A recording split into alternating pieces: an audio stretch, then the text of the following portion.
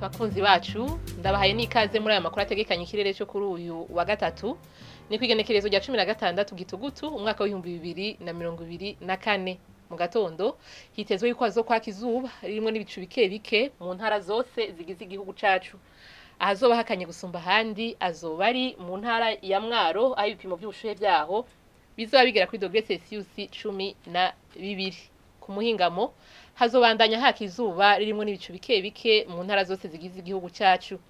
azoba hashushe gusumba handi azoba ari mu cibitoke ibipimo by'ubushuhe byaho bizoba bigera kuri dogere Celsius 32 ejo mu gatondo hitezwe yuko izuba rizoseruka igihe cy'isaha 11:43 rirenge igihe cy'isaha 12 zibura iminota 6 z'umugoroba nuko rero ni hano amakuru ategekanya ikirere cyo kuri uyu wa gatatu agaruki mwakoze mwese kuyakurikira naho ubutaha